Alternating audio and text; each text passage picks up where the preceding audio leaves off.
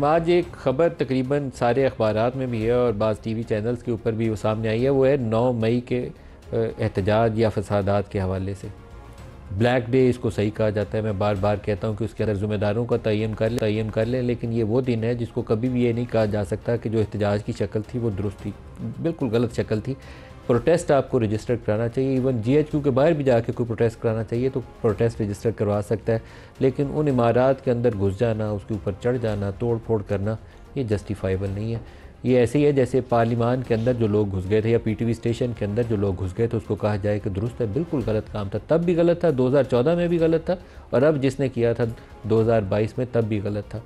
वजूहात की अगर बुनियाद ढूंढनी हो तो फिर दोबारा 2014 में ही जाना चाहिए कि 2014 में इन वाक़यात के पीछे कौन था, प्लानर कौन था, मकसद क्या था। अगर उन वजूहात को तब जान लेते और दुरुस्त तरीके से उसकी इस्लाह कर लेते तो शायद 9 मई ना होता, लेकिन वह पछताए क्या होता वाली बात है। लेकिन 2022 के वाक़यात भी दोबारा ना दोहराए जाएँ, उसके लिए भी उसकी दुरुस्त तरीके से उस तमाम मामले की अंडरस्टैंडिंग ज़रूरी है। निगरान दौरे हुकूमत में एक रिपोर्ट सबमिट हुई। काकड़ साहब उस वक्त प्राइम मिनिस्टर थे, लेकिन रिपोर्ट उनके प्राइम मिनिस्टरशिप के नीचे तहकीकात वो नहीं थी। तहकीकात पहले से चल रही थी। सबमिट तब हुई कि जब निगरान हुकूमत आ चुकी थी। वो अखबारात के अंदर जो ख़बर है और जो TV चैनल्स के हमारे रिपोर्टर्स खबर दे रहे हैं वो ये बता रहे हैं कि इमरान खान 9 मई के वाक़यात के अंदर मुलव्वस थे, और इसी तरीके से पार्टी की जो बेशतर क़यादत है वो उसके अंदर वाक़यात के अंदर मुलव्वस है। 2 अफराद का नाम जिसमें शाह महमूद कुरैशी और चौधरी परवेज़ लाई है, वो कहा जा रहा है कि डिस्पाइट द फैक्ट कि उनके ऊपर बहुत से मुकदमात हैं, लेकिन बराह रास्त उनका 9 मई के वाक़यात में मुलव्वस होने के हवाले से कोई शवाहद या सबूत सामने नहीं आए। ये रिपोर्ट के मुताबिक ये चीज़ें बताई जा रही हैं। मैंने जो कुछ हुकूमती शख्सियात हैं उनसे बैकग्राउंड लेने की खातिर उनसे रब्ता कायम किया कि बताइए कि उसमें है क्या। तो जो डिस्क्रिप्शन मुझे मिली है उसके मुताबिक यह है कि इमरान खान का जो अरेस्ट था, जो गिरफ़्तारी थी, उसको मुंसलिक किया पाकिस्तान तहरीक इंसाफ ने, और इमरान खान ने उस एजिटेशन से, उस एहतजाज से जो 9 मई के साथ हुआ, तो ये इमरान खान का लिंक जोड़ा जाता है उन वाक़यात के साथ। हो सकता है इसके अंदर वाक़तन वैसे ही बात हो जो दावा किया जा रहा है, लेकिन इसको आपको डॉक्यूमेंट्री तरीके से किसी सबूत के साथ, किसी एविडेंस के साथ इसको साबित करना है। इसी तरीके से जो बहुत सारे पाकिस्तान तहरीक इंसाफ के लोग जिनके ऊपर मुकदमात कायम हुए, उनके मुतल्लिक़ भी कहा जाता है कि उनके बाज़ बयानात, बाज़ उनकी जो मीटिंग्स थी उनका हवाला दिया जाता है, जिसे वीडियो एविडेंस, तस्वीर की शक्ल में उनके सबूत या डॉक्यूमेंट्री एविडेंस के तौर पर उसको फ्राहम किया गया उस तहकीकाती कमेटी को, जिसने ये बुनियाद बनाई कि इन तमाम लोगों ने इश्ताल दिलाने में अपना अपना हिस्सा दिलाया ताकि ये 9 मई वाले जो वाक़यात थे हो पाए। उससे बड़ा सवाल जो मुझे नज़र नहीं आया वो जनरल फैज़ का क्या रोल था 9 मई के वाक़यात के हवाले से। जनरल फैज़ का एक कोर्ट मार्शल प्रोसीडिंग्स चल रही हैं, क्या 9 मई के वाक़यात के नीचे उनको चार्जशीट किया जाएगा? मेरे पास इसका क्लियर आंसर नहीं है, क्योंकि बाज़ वाक़यात ऐसे हैं कि यहाँ किसी शख्स के घर मारपीट हुई, एक हाउसिंग सोसाइटी है, उसकी जायदाद हथियाली, इस तरह के भी उनके ऊपर इल्ज़ामात मौजूद हैं।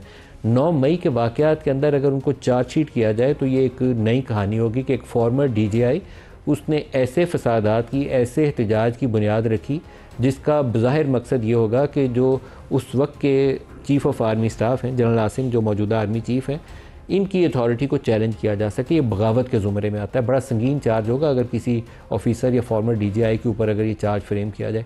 मैं अभी यकीन से नहीं कह सकता कि हतमी तौर पर जब उनकी कोर्ट मार्शल प्रोसीडिंग्स कंप्लीट करेंगी तो उनके ऊपर ये चार्ज होगा या नहीं होगा। अगर उनके ऊपर ये चार्ज वैसे ही हो जैसे 9 मई के वाक़यात के अंदर, बाद लोगों का ख्याल ये है कि ये मनसूबा बंदी उनके बग़ैर मुमकिन नहीं थी। ये तबसरे वाली बात है। ये मैं ये नहीं कह सकता कि चार्जशीट के अंदर ये इल्ज़ाम ऐसे ही मौजूद होगा। वो इसलिए कहा जाता है कि तकरीबन 189 मिलिट्री रिलेटेड बिल्डिंग्स या उनकी इंस्टॉलेशंस के ऊपर अटैक हुआ। 200 कह लीजिए अमारात ऐसी थी जिसमें कोर कमांडर हाउस है, GHQ है, ISI के ऑफिसेज हैं, या हमज़ा कैंप है, एयर बेसिस हैं जो अटैक हुई, कैंटोनमेंट्स के अंदर हमले किए गए। 189 to be precise exact number है। तो ये जब तक कोई मिलिट्री माइंड, मिलिट्री का कोई जहन बैठ के प्रोफेशनली इसकी प्लानिंग नहीं करता कि वो टास्क देता है बाकायदा कि मैं जाऊंगा तो कहाँ प्रोटेस्ट करूंगा, आप जाएंगे तो किस तरीके से किस जगह प्रोटेस्ट करेंगे, सारा कुछ पूरे मुल्क में ऑटो पे नहीं चल सकता। तो इसके पीछे कोई मिलिट्री माइंड मौजूद था। तो वो कौन था? यहाँ लोग अपने तबसरे और तजिए में उंगली उस तरफ उठाते हैं, लेकिन जब तक सबूत ना हो तो इतनी ज़िम्मेदार पोजीशन पे बैठे हुए शख्स के ऊपर कम अज़ कम मैं बराह रास्त इल्ज़ाम नहीं लगा सकता कि जनरल फैज़ इसके ऊपर ज़िम्मेदार थे या नहीं थे। इसी तरीके से अगर इमरान की गिरफ़्तारी, उसके नतीजे में वो कहते हैं कि मुझे गिरफ़्तार किया गया, तो प्रोटेस्ट कहाँ होना था? वहीं होना था जिन्होंने गिरफ़्तार किया। ये इमरान खान के अल्फाज हैं, इसको ज़्यादा घुमाने की ज़रूरत पेश नहीं आती। लेकिन क्या उन प्रोटेस्ट का या उन एहतजाज का ऑब्वियस मतलब ये था कि उन इमारतों के अंदर ये लोग घुस जाते, कहीं आग लगाई गई वो कोर्ट कमांडर हाउस के अंदर, तो जाके जो कुछ लोगों ने किया वो तो जब तक लोग इस काम के लिए प्रिपेयर होकर ना जाएं तब तक नहीं कर सकते। तो इसका जो जवाब है रिपोर्ट के मुताबिक वो तो ये है कि ये बड़े चार्ज किस्म के प्रोटेस्टर थे, बड़े वो स्टाल अंगेज़ी थे उनके अंदर, तो उनको तो सिर्फ एक चिंगारी दिखाने की ज़रूरत थी तो ये सारा कुछ हो जाना था। यहाँ लीडरशिप की फेलियर यह है कि इन्होंने उस चीज़ को एंटिसिपेट नहीं किया, इनको उस चीज़ को कंटेन करने की बजाय उसको हवा दी, उससे मामला हाथ में निकल गया और सूरत हाल ख़राब होगी। तो उसका ऑब्वियस रिज़ल्ट जिन लोगों के खिलाफ कार्रवाई हुई है ऐसे ही है, ऐसे ही होना चाहिए था। फैसल वाडा साहब, आप तो ख़ुद PTI का हिस्सा भी रहे हैं और इस तमाम सूरत हाल से आप वाकिफ़ भी हैं। अब आप मुझे बताइए कि 9 मई के अंदर इमरान खान की कितनी ज़िम्मेदारी है, जनरल फैज़ की कितनी ज़िम्मेदारी? बहुत शुक्रिया नदीम मलिक साहब। देखिए, ये पहली दफ़ा तो मेरे से सवाल नहीं हो रहा, आपके हम शो में बहुत दफ़ा ये बात कर चुके हैं। सबसे इम्पॉर्टेंट चीज़ ये है कि देखिए, जिस वक्त तक मैं पार्टी में था, यानी कि 22 अक्टूबर 2022 if I am not wrong, ये तो प्लान का हिस्सा था कि जब भी ऐसा वाक़या होगा, इससे पहले आपको याद होगा कि एक वाक़या हुआ था जिसमें एक्सपेक्ट किया जा रहा था कि बनी गाला के अंदर अरेस्ट होने वाले हैं वो।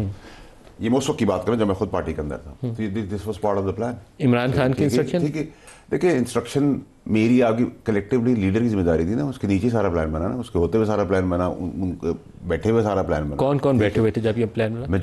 मेजॉरिटी। और मैं सरप्राइज नहीं हूँ कि कुछ नाम आपने अपने इंट्रोडक्शन में दिए, तो आपके इंट्रोडक्शन के जो नाम आए हैं जिनकी जो मुलविस नहीं है, उससे मेरा वो कन्फर्म हो जाता है जो मैंने बहुत पहले कौम को खबर दी थी कि एक धड़ा पाकिस्तान तहरीक इंसाफ के अंदर पुराने चेहरों का आ रहा है, एक नए चेहरों का आ रहा है और एक और आ रहा है। तो जो धड़ों में वो, जैसे मैं हमेशा कहता हूँ क्यों पाकिस्तान की तरह PTI पाकिस्तान है, तो वो बात भी मेरी करेक्ट हो जाती है। जब तो जनरल फैज़ की आपने बात की है, देखिए इसमें भी कोई क्लैरिटी आपको होनी चाहिए कि उनका कोर्ट मार्शल भी होगा, ये गुमान भी है, उम्मीद भी अल्लाह से कोर्ट मार्शल तो होगा ही होगा। लेकिन कोर्ट मार्शल 9 मई उसमें चार्जशीट में शामिल है नहीं, that I am not sure. देखें, कोर्ट मार्शल होगा, ये एक फेज़ है, लेकिन सजाए मौत या उम्र कैद होती है, इसमें हम अल्लाह से दुआ कर सकते हैं कि जी उम्र कैद हो जाए, सजाए मौत। आपके ख्याल में 9 मई चार्जशीट में शामिल होगा? देखिए जी, मुझे तो ये पता है, मेरा तकिया भी है, मेरा गुमान भी है, मेरा ईमान भी है कि अरशद शरीफ अभी खुलना है। जिस वक्त अरशद शरीफ खुला उस दिन शिकंजे में बहुत सारे लोग फांसी के तख्ते पर टंग जाएंगे। ये मैं आपको बड़ा क्लैरिटी से अपनी बता रहा हूँ। और जब मैं आपसे बात कर रहा हूँ तो मैं आपसे बात कर रहा हूँ बहुत बड़े बड़े सूरमा टंगेंगे। ये मेरा ईमान भी है कि वो शहीद था, उसको दोस्ती में मारा गया, नंबर 1। नंबर 2 ये कि मैं आपको ये कैटेगोरिकली शहीद था, दोस्ती में मारा गया, ये दूसरा लफ्ज़ बड़ा भारी है, दोस्ती में मारा गया। बिल्कुल बिल्कुल ठीक है जी, बिल्कुल। और आपने बहुत सही मेरा पॉइंट पकड़ा है, उसको दोस्ती में मारा है, ठीक है जी, दोस्त बना के मारा है उसको, ठीक है। और उससे पहले तो वो एक एक्सीडेंटल मर्डर था, उससे पहले तो ये मेरी प्रेस कॉन्फ्रेंस से पहले तो लोग कह रहे थे। मैं आपकी इजाज़त हो तो एक बात बिल्कुल अपनी ज़ात से रिलेटेड है, मैं ऑन एयर कभी कही नहीं, लेकिन मेरा दिल है कि मैं कह दूँ। अरशद शरीफ इस्टेब्लिशमेंट से इतना ज़्यादा करीब था कि बाज़ औक़ात उससे मिलते हुए ना हम सोचते थे, अंदर दिल में ख्याल होता था कि ये इस्टेब्लिशमेंट के जो लोग बहुत करीब हैं ना, जो जुड़ गए हुए हैं अंदर, तो उसमें से अरशद शरीफ है। जिस रात उसकी शहादत हुई है, मैं ख्वाब वाब नहीं देखता, ये मैं वो चीज़ है मैं जो बताते हुए गुरेज था कि मैं कभी ऑन एयर बताऊँ या ना बताऊँ, लेकिन मुझे लगता है कि शायद उसकी वालदा के लिए, उसके घर वालों के लिए ये बात बता देनी चाहिए। मैंने उस रात 2 दफ़ा ख्वाब में उसको देखा है और दोनों दफ़ा ज़िंदा हालत में उसको देखा है। तो मैं बड़ा अंदर से कन्विंस हूँ कि वो बंदा शहीद है, जिसने उसको मारा है, वो उसको अल्लाह ताला ऐसी सज़ा देगा कि हमारे सामने वो कभी ना कभी शक्ल आएगी। एक्चुअली तो सज़ाएं शुरू हो गई। मेरा उसके मुतालिक तासुर यही था कि वो इतना एस्टेब्लिशमेंट के करीब हो गया हुआ है, तो हम थोड़ा सा गुरेज करते थे कि बहुत जुड़ गया हुआ है अंदर उनके साथ। तो वो, लेकिन उसका मैंने 2 दफ़ा उस रात, एक ही रात में 2 दफ़ा उसको ख्वाब में देखा और दोनों दफ़ा जिंदा देखा। देखिए नदीम मलिक साहब, मैं आपके ख्वाब की ताबीर के ऊपर तो बात नहीं कर सकता, क्योंकि मैं आपको ज़ाती तौर पर जानता हूँ, और बल्कि ना मैं कोई नेक आदमी हूँ, कि आपका बैकग्राउंड और आपकी शख्सियत और आप जो अल्लाह के लिए करते हैं, अल्लाह के दरबार में जाते हैं, मैं आपको बता रहा हूँ, ख्वाब जो है आपने अगर देखा है तो मुझे लगता है कि जिंदा है, वो जो शख्स वो जिंदा है, मुलव्वस है, वो बच नहीं पाएगा। देखिए मैं तो ये 2.5 साल से पीट रहा हूँ और मैं कन्विंस्ड हूँ। और आपने जहाँ कहा कि वो एस्टैब्लिशमेंट में बहुत करीब था, वो उतना ही तहरीक इंसाफ से भी करीब था। और तहरीक इंसाफ और एस्टैब्लिश उस वक्त के लोग का जब गठ जोड़ मिलेगा तो बहुत कुछ हमें मिलेगा, ठीक है जी। तो मैं तो टाइम से पहले आपको बहुत सारी चीज़ें बता देता हूँ, अभी बता रहा हूँ। और क्योंकि कोर्ट मुझे बुला नहीं रही है, मैं सारी चीज़ें नहीं पहुँचाने के दरवाजे तक जरूर ले जाऊँगा कहाँ से, क्योंकि मैं पहला आदमी था पाकिस्तान के अंदर। आपको याद होगा इसने प्रेस कॉन्फ्रेंस में कहा ये एक्सीडेंटल मर्डर नहीं है, ये रोक के पुलिस ने मार दिया, ये नहीं है, ये कत्ल है, ये प्लान्ड मर्डर है, असैसिनेशन है, ठीक है। और उसकी बहुत सारी कड़ियाँ भी इंशाल्लाह आने वाले दिनों में ज़िंदगी में ज़रूर दूंगा। हमायूं साहब से पूछते हैं, हमायूं साहब ये जो इल्ज़ाम है कि इमरान या पार्टी की क़यादत का ये फैसला था कि अगर इमरान को इस तरीके से गिरफ्तार किया जाएगा तो ऐसे ही एहतजाज होगा, वाडा साहब ने एक सॉरी मैं आपको बात काट लूँ, इसके अंदर मैं आपको एक और चीज़ बड़ी क्लैरिटी से बता दूँ, मुझे याद आ गई। जो सबसे पहला वाटर टेस्ट हुआ था वो कोर कमांडर पेशावर के वहाँ पीटीआई ने किया था। कोर कमांडर इत्तफाक से उस वक्त कोर कमांडर इत्तफाक के उस वक्त फैज हमीद साहब थे, वो वाटर टेस्टिंग थी। तो घर का भेदी घर की लंका डालता है, ये भी याद रखिएगा। मैं बड़े क्लैरिटी से बात कर रहा हूँ। ये आपका इल्ज़ाम है, बहरहाल मैं इस पर कुछ कह नहीं सकता। हमायूं साहब इसके ऊपर बताएंगे मुझे। बिस्मिल्लाहिर्रहमानिर्रहीम, इय्याका नअबुदु व इय्याका नस्तईन। देखिए, फैसल वावडा साहब को बहुत सारी इन्फॉर्मेशन बहुत सारी जगहों से मिल जाती हैं, so he is very resourceful in that. I am not. मैं सिंपल एक साइंटिफिक दिमाग है, मैं 1+1 और अगर नहीं हो तो मैं एविडेंस तलाश करना चाहता हूँ। सबसे पहले ये जो हम अभी शहादत के लिहाज से जो बात कर रहे हैं या जो कत्ल के लिहाज से बात कर रहे हैं, तो मैं एक जो हदीस है, मैं तिरमिज़ी में 1398 हदीस है और वो एड्रेस करती है कत्ल नाहक को। उसमें हुजूर सल्लल्लाहु अलैहि वसल्लम ने फरमाया कि अगर किसी मुसलमान के कत्ल में तमाम आसमान और ज़मीन वाले भी शरीक हो जाएं और या इस फेल में वो एग्री कर दे कि हाँ ये ठीक है, मतलब इनके जिस राज़ी हो जाए कि हाँ ये जो भी है ठीक है, तो भी अल्लाह ताला उनको औंधे मुंह सबको जहन्नम में डालेगा।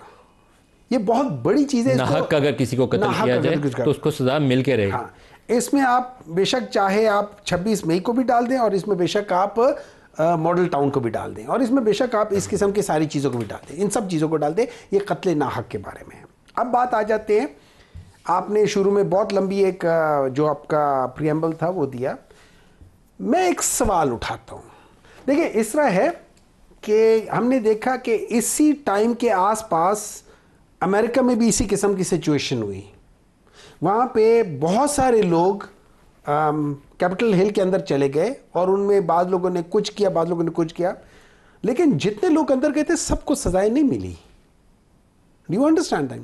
जिन्होंने तोड़फोड़ की उन्होंने वहाँ पे सीसीटीवी कैमरा किए, क्योंकि ये सारी वो जगह जो सीसीटीवी कैमरे से कवर्ड होती है, कैप्चर्ड होती है। उन्होंने उनको उठाया, उनको सजा दे दी, एविडेंस आया, सजा दे दी। जिनके खिलाफ एविडेंस नहीं था उनको छोड़ दिया। 2 साल हो गए 9 मई को, अभी तक चालान मुकम्मल नहीं हुए। 2 साल हो गए 9 मई को, अभी तक उनके दफात बदल रहे हैं।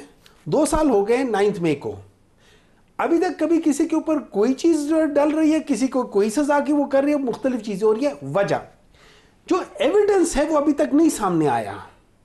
जो जजमेंट्स आई हैं उन जजमेंट्स की कॉपी ना आपने देखी है ना मैंने देखी है।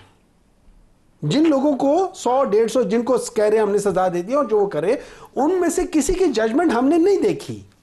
तो मेरा सवाल उठता है, एज वो आदमी जो कहते हैं कुल्लुकुम राइन व कुल्लुकुम मसूलन अन रैयती, तुम में से हर एक निगहबान है और उससे उसकी रैयत के बारे में सवाल होगा। तो वो कौन सा ऐसा एविडेंस है? मैं मानता हूं कि 9 मई में जहां जहां जो चीजें हुई हैं गलत हुई है, और आप वाली बात वहां जाके एहतजाज करना गलत बात नहीं है। वहां जाके तोड़फोड़, वहां क्या कहीं भी जाके तोड़फोड़ करना ठीक नहीं है।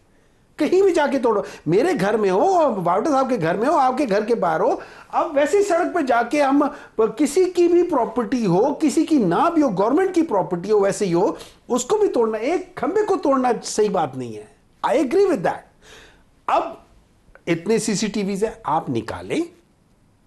जज साहब ने ये जो केस चल रहा था, 9 मई का केस चल रहा है, जज साहब ने एक सवाल पूछा। वह मेरा तो रिजर्वेशन ये है कि जज साहब को इस किस्म के सवाल नहीं करने चाहिए, क्योंकि ये सब्जुडिश मैटर है। जज साहब ने कहा कि क्या इमरान खान साहब ने उन्होंने वो किया, इसकी मजम्मत की है। उन्होंने कहा मजम्मत भी की है, और साथ ये भी कहा था, जवाब आया के साथ ये भी कहा था कि इनकी इंक्वायरी कर ले, इंडिपेंडेंट इंक्वायरी कर ले और सीसीटीवी कवरेज कर ले कि ये किया किसने है। लेकिन इमरान ने 9 मई की मजम्मत की है। हाँ की है, बहुत दफा की है। अच्छा, बहुत दफा की है।